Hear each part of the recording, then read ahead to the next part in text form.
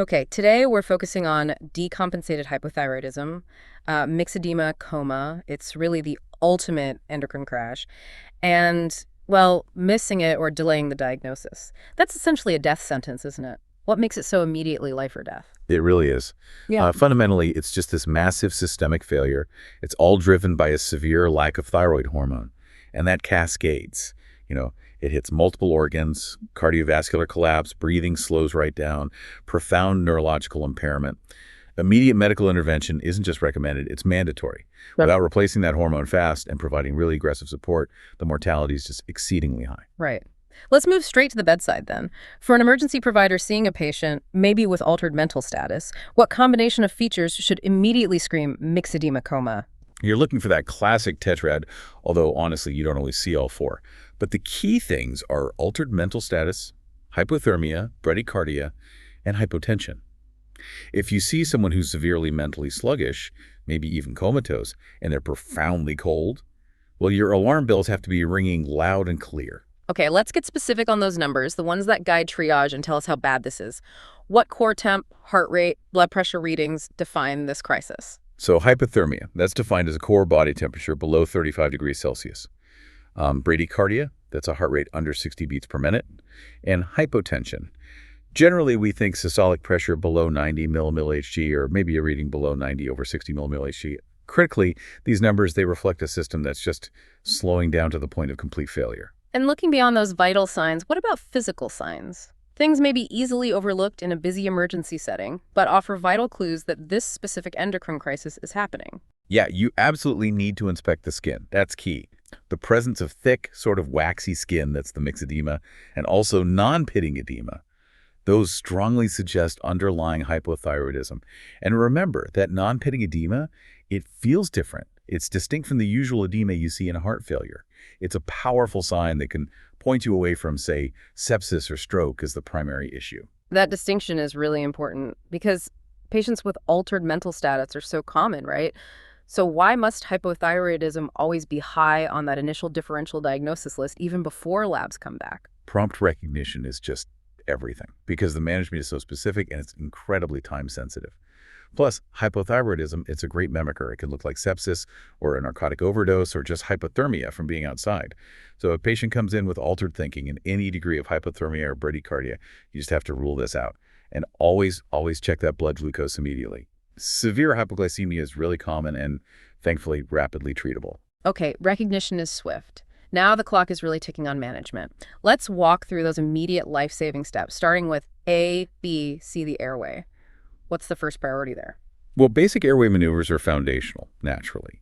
But given the high risk of aspiration because they're often unconscious or semi-conscious and the potential for laryngeal edema, that's swelling in the airway, which is part of myxedema, definitive airway management, meaning intubation, is frequently required. You just can't risk them losing their airway protection. Makes sense. Moving to C, circulation. These patients are often profoundly hypotensive. How do we manage that hemodynamic instability, and what's the critical caution with fluids? Right, so the initial step is usually intravenous fluid boluses.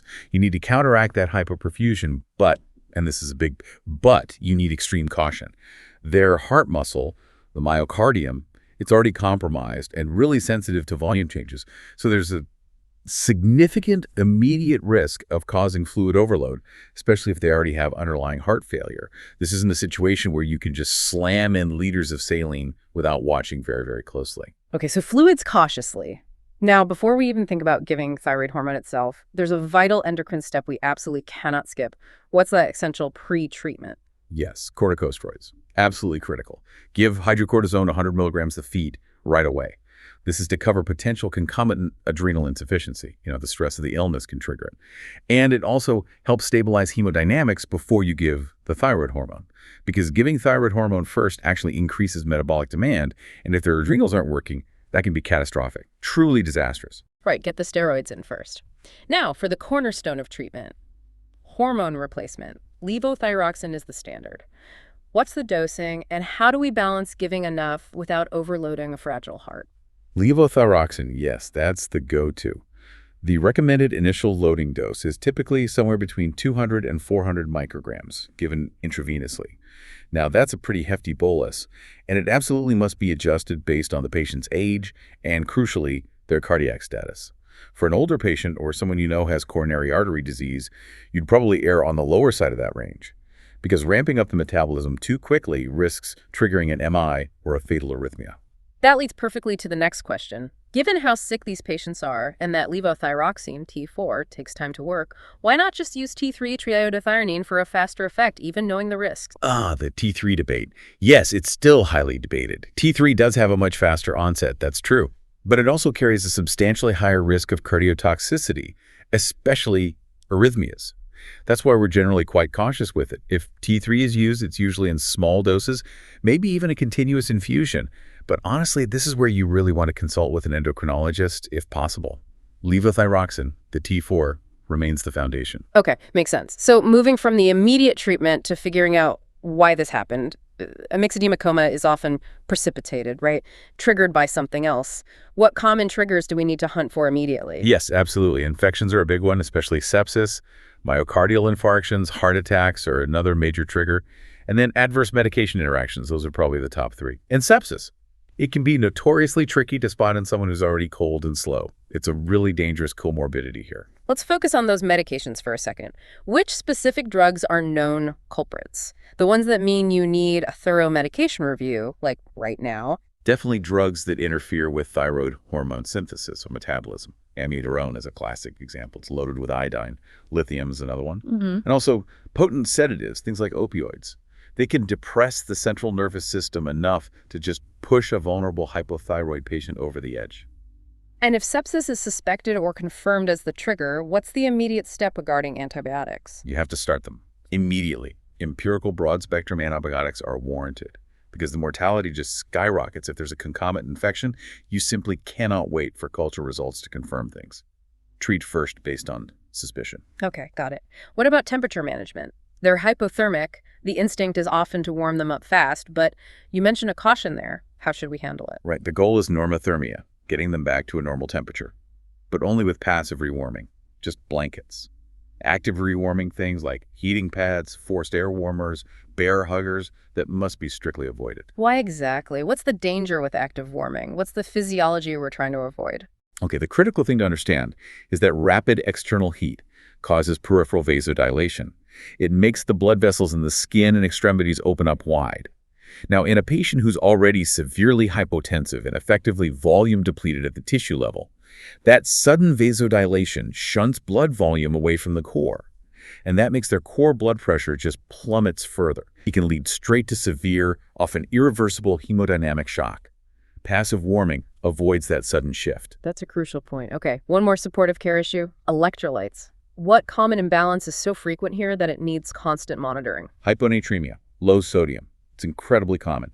It happens because of impaired water excretion, partly due to increased ADH activity.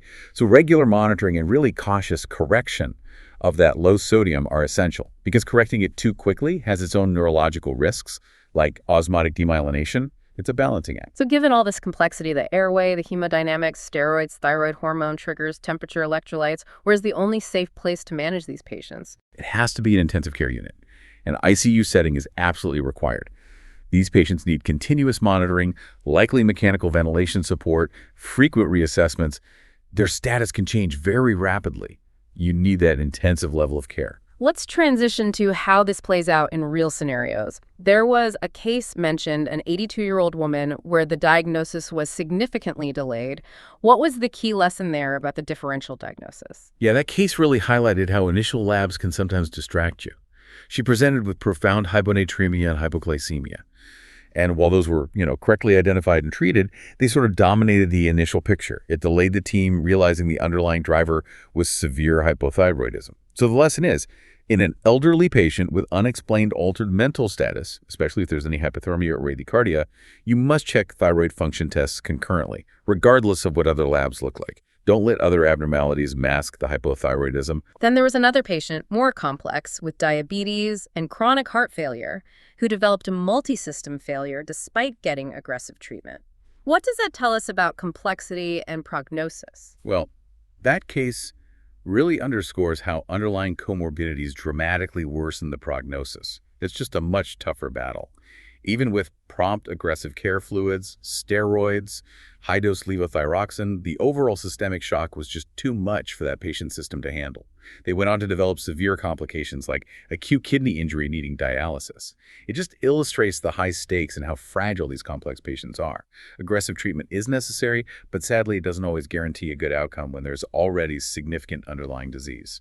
But on the flip side, there are cases showing remarkable recovery. What's the fundamental takeaway when rapid intervention does lead to a quick turnaround? The takeaway there is really the power of time and acting decisively. Rapid administration of that full therapeutic triad fluids, steroids, and levothyroxine can sometimes achieve a really significant clinical improvement surprisingly quickly, maybe even within hours. It just highlights that we have to maintain a highly accelerated workflow. Acting immediately, often empirically based on strong suspicion, dramatically increases the chance of reversing the process. So ultimately, a structured approach is key. Swift recognition of that clinical pattern, rapid initiation of the specific medical management we've discussed, and just really robust supportive care. That combination significantly enhances patient outcomes in what is otherwise a really critical high mortality condition. That's a very clear roadmap. So to wrap up, what final provocative thought should providers keep in mind about managing myxedema coma going forward? Okay, well, if we accept that myxedema coma is fundamentally this failure of the body's metabolic engine, and recognizing it late is so devastating, should we be thinking about integrating thyroid screening, maybe just TSH and free T4, into standard protocols? For instance, maybe in standard sepsis workups for any patient, say over 65, who presents with unexplained hypothermia or altered mental status, regardless of whether they have known thyroid risk factors. Could that kind of proactive screening catch cases earlier before they fully decompensate? That potential for earlier detection, drastically cutting down diagnostic delay, that remains a really critical area for us to focus on.